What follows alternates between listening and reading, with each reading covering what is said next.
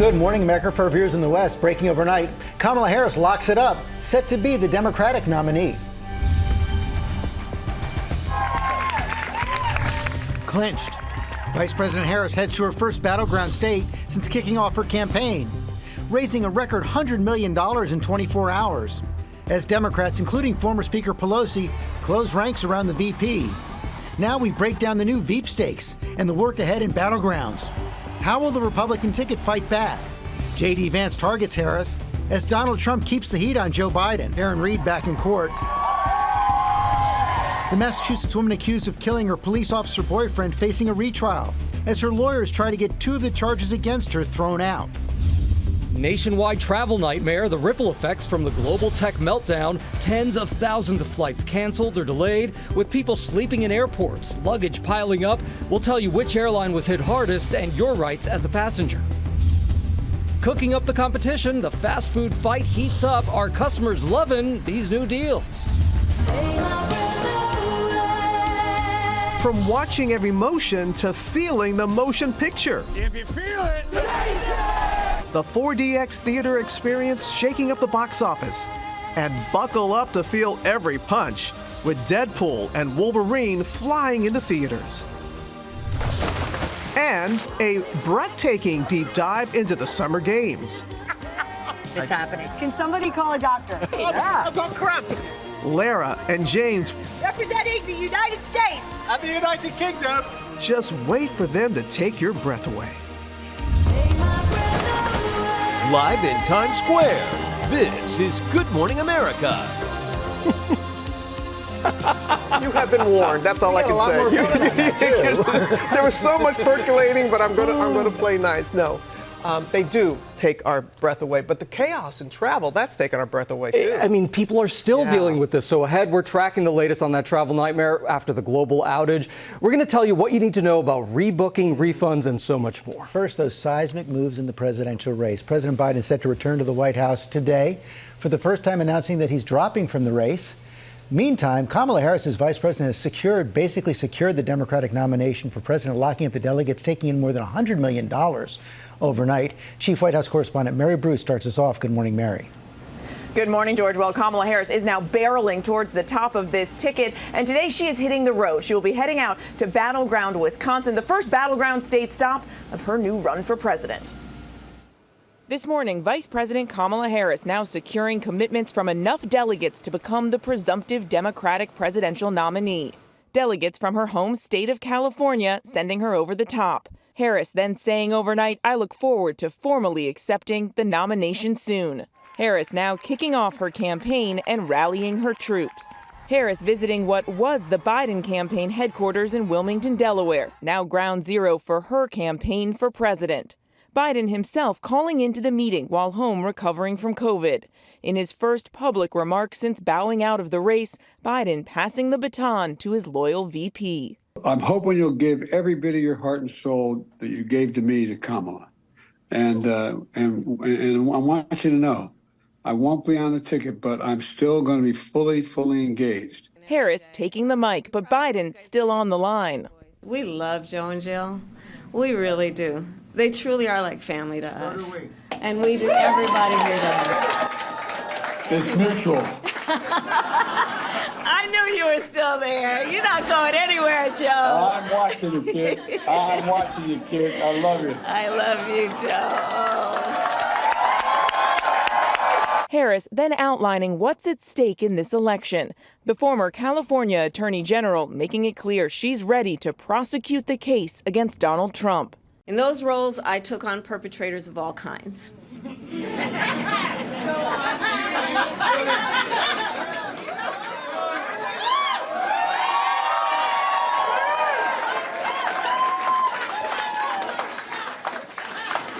Predators who abused women. Fraudsters who ripped off consumers. Cheaters who broke the rules for their own gain. So hear me when I say, I know Donald Trump's type. The party now consolidating behind her with lightning speed. In just over a day since jumping in the race, Harris raising over $100 million, the largest haul in campaign history, with tens of thousands of black activists leading the charge. And she's locking up endorsements from every Democratic governor and nearly all senators and representatives, with the party closing rank around her, would-be rivals quickly falling in line.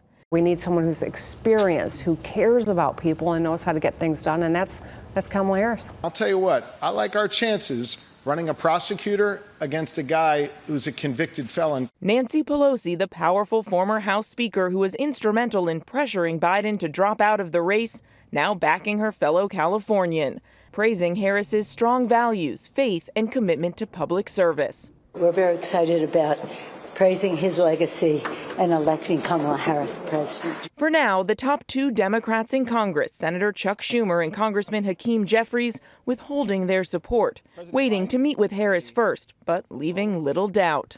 Vice President Kamala Harris has excited the community. She's excited the House Democratic Caucus, and she's exciting the country.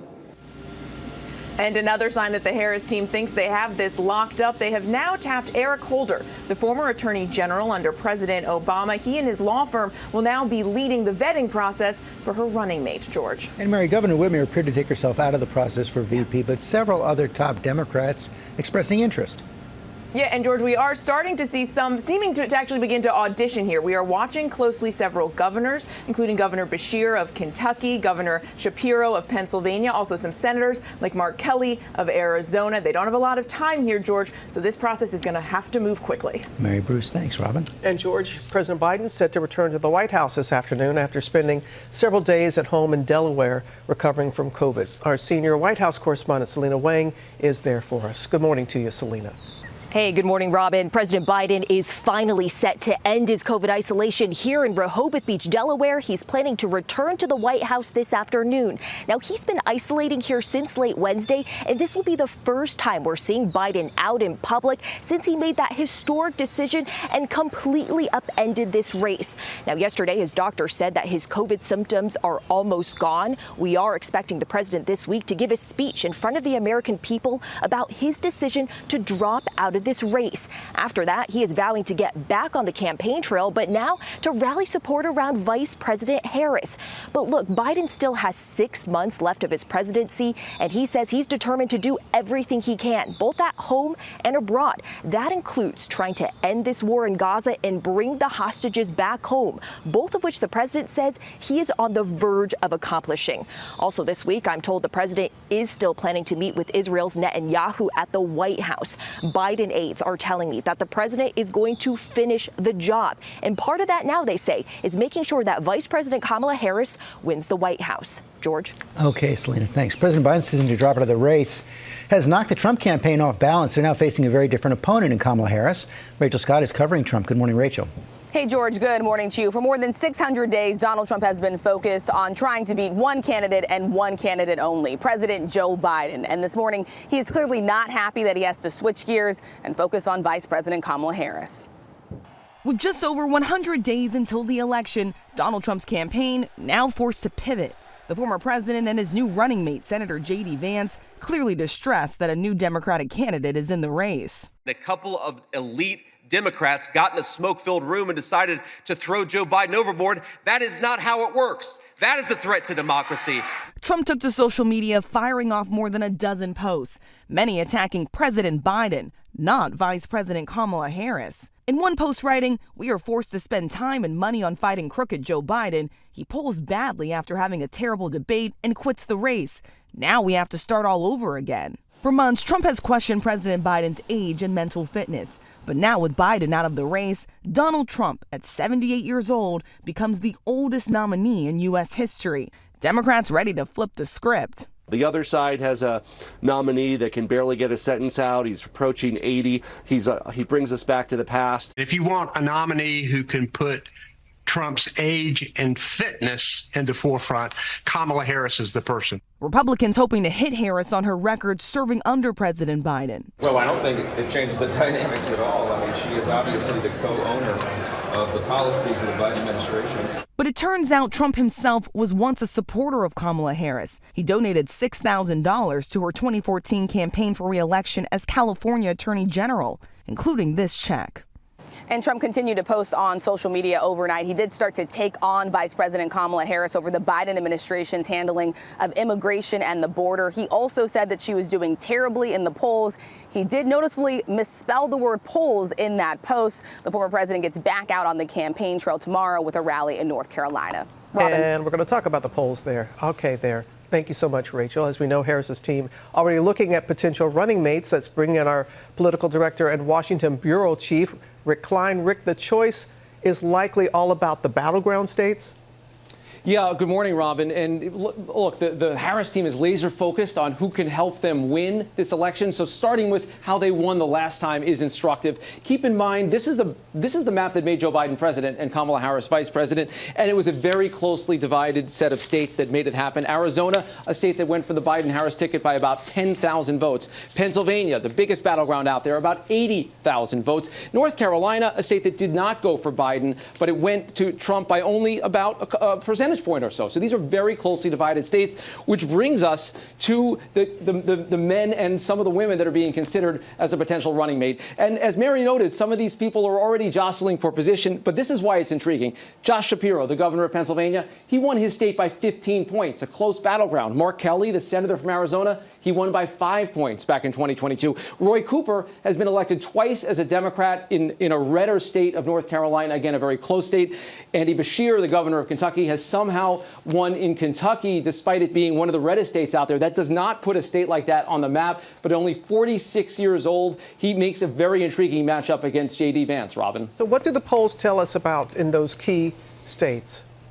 So there's not a lot of battleground state polling yet that matches Harris up against Trump. But this is the hole that Democrats see themselves having to dig out from under. This is what the polling looked like on the day of that disastrous debate for Joe Biden. You see at the time, Biden leading narrowly in Wisconsin, and down less than a percentage point in Michigan and Pennsylvania. In the ballpark, he needed that debate to get back in the game. Of course, that did not happen. And this is what it looks like now. Fast forward to the day that Joe Biden drops out, and he had lost ground in every single battleground state. These are 6 of the 7 states here that Joe Biden actually won last time around. Now he's trailing in all of them, including the big upper Midwest battlegrounds, Michigan, Wisconsin, Pennsylvania. Donald Trump leading in all of them the day that Biden dropped out. So maybe things look different with Harris in the race, but that is part of the landscape. And the national polling, the latest poll from Quinnipiac overnight, we see Donald Trump with a 2-point lead against Kamala Harris, consistent with other polls. Most of this poll, though, was still in the field while Joe Biden had not yet exited the race. So the hope among the Harris team is that this race resets and that choosing a running mate in the next couple of weeks helps them get over some of the hole that they're in right now. Robin? We will see what happens. Rick, our thanks to you. We're going to turn now to the competitive deals trying to lure customers back to restaurants. McDonald's extending its $5 value meal past its original end date. Elizabeth Schulze is in Washington with more on all this competition. Good morning, Elizabeth.